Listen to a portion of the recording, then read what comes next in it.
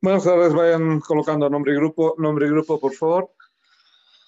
Nombre y grupo, vamos a continuar con la parte de endocrinología en el tema de diabetes, insulina y glucagón.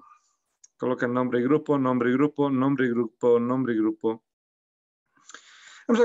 Hemos mencionado la estructura, un recuerdo anatómico de páncreas, un recuerdo histológico al describir la división en acinos e islotes. Hemos descrito cada uno de los tipos celulares, células beta, alfa, delta y PPP. Hemos descrito cada una de las hormonas que produce cada una de las células beta, la insulina y la milina. Estábamos describiendo las características de cómo se produce la síntesis de la insulina a través de lo que es la cadena C, la cadena A, la cadena beta y cómo se excide el péptido C que queda para activar funciones enzimáticas. Hemos descrito la unión de la insulina a través de su receptor y este receptor que tiene la composición de alfa-beta y los enlaces disulfuro, entendiendo así que la insulina también tiene dichos enlaces disulfuro, permitiendo aumentar la permeabilidad de la glucosa. Hemos hablado cómo la insulina favorece la captación de glucosa a través del músculo esquelético, produciendo mayor cantidad de las proteínas GLUT4 para permitir el paso de la glucosa a nivel intracelular. Hemos descrito cómo a mayor concentración de insulina, entonces se va a aumentar la glucosa intracelular.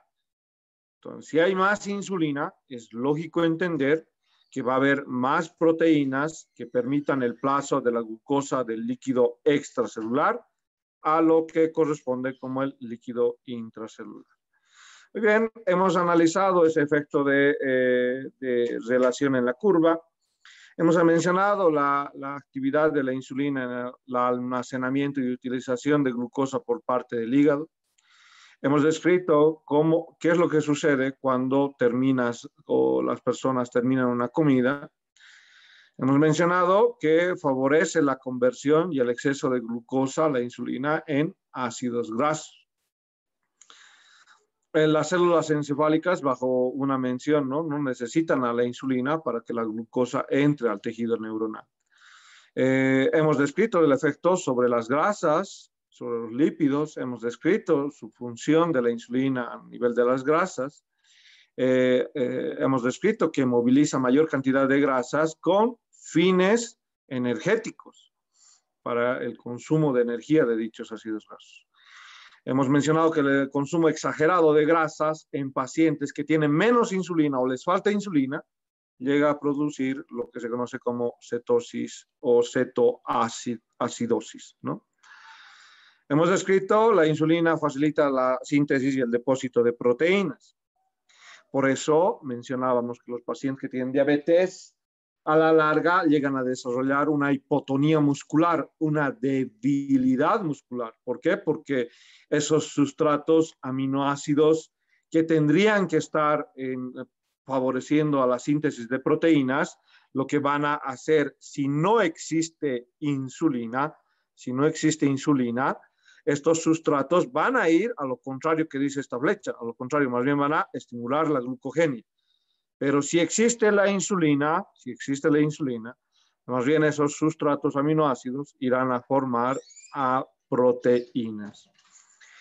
Eso es recuerdo anatómico. Estábamos hablando del mecanismo de secreción por la despolarización. Hay un aumento o la permeabilidad de los iones de calcio y esto permite el aumento de concentración de calcio intracelular, la fusión de las vesículas a la membrana celular para que se produzca la exocitosis, ¿no?, de la insulina. Estábamos en esta mención, ¿qué es lo que produce el aumento de la secreción de la insulina y qué es lo que disminuye la secreción de insulina? Voy a describir que aumenta la insulina cuando la secreción de manera fisiológica, de manera normal, cuando hay un aumento de glicemia. Si la persona no padece de diabetes, si la persona es sana, un individuo sano, entonces el aumento de glicemia produce aumento de insulina. El aumento de ácidos grasos, también va a producir el aumento de insulina. El aumento de aminoácidos, también produce el aumento de la secreción de insulina. Hormonas gastrointestinales como la gastrina, la secretina, también van a producir el aumento de la insulina, ¿no? La secretina, la colecistocinina, ¿no? Van a producir aumento de la producción o secreción de insulina.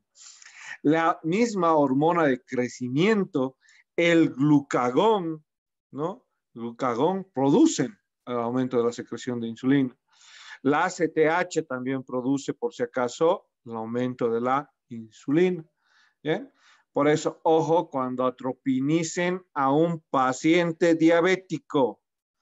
Ojo con atropinizar a un paciente diabético. Ya saben que la atropina tiene una acción sobre los receptores de la ACTH. Y lo que hace es bloquear la acción parasimpática para que en función de ese bloqueo se aumente el ritmo cardíaco, ¿no? Entonces, ojo con atropinizar a estos pacientes que tienen alteraciones de la insulina. Otra de las características es que la obesidad también, en eso que le hemos dicho, el aumento de ácidos grasos en pacientes obesos, va a liberarse la mayor secreción de insulina. Pero esto tiene una característica, va a permitir que se ocasione resistencia a la insulina. ¿Por qué? Porque los pacientes obesos van a desarrollar mayor tejido corporal. Entonces, a mayor tejido corporal, esos pacientes obesos van a tener menos efectos de la acción de la insulina. Entonces, por eso es que los obesos, uno de los factores causales de lo que se llama síndrome metabólico. Bien, lo pueden buscar como síndrome metabólico. Es interesante la descripción del síndrome metabólico. Les aconsejo que busquen qué es el síndrome metabólico. Bien, hay medicamentos que yo voy a usar, las sulfonilurias, por ejemplo, la familia de las sulfonilurias, como la glibenclamida, por ejemplo, lo que tienden a hacer es aumentar la secreción de la insulina, ¿no? Y hay factores que disminuyen la secreción de insulina, como el ayuno prolongado. No necesito insulina, no hay glucosa, ¿no? La somatostatina también, la disminución de glicemia, que va acompañado del ayuno, y el aumento de las concentraciones de leptina, ¿no? Ya saben, es la hormona de la saciedad, la leptina. Entonces, como es la hormona de la saciedad secretada a nivel del hipotálamo, lo que va a pasar es que se produzca menos concentración de insulina.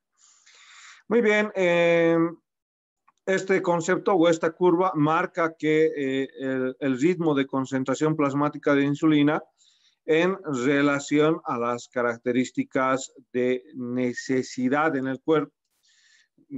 Hay un control de la secreción de insulina en base a todo lo que hemos mencionado. Todos los factores que aumentan la secreción de insulina, como la glicemia, ácidos grasos, las hormonas gastrointestinales, van a generar un aumento de la secreción de la insulina, si así se requiere el cuerpo. Y este aumento en ritmo puede ser muy rápido. Las concentraciones se elevan en razón de 10 veces, si así requiere el cuerpo, a los 3 o 5 minutos del incremento brusco de glicemia. Van a hacer o van a ver en la parte práctica qué es la curva de tolerancia a la glucosa, ¿no? Con mis estudiantes hacíamos eso en la práctica. ¿Qué es la curva de tolerancia a la glucosa? Agarra un vaso con agua. Miren, ahí se los voy a dibujar un vasito con negro, se los dibujaré, un vaso con agua. Y lo que tengo que usar es azúcar al 50%, ¿no? 50% del vaso, un vaso pequeño, utilizo azúcar y agua.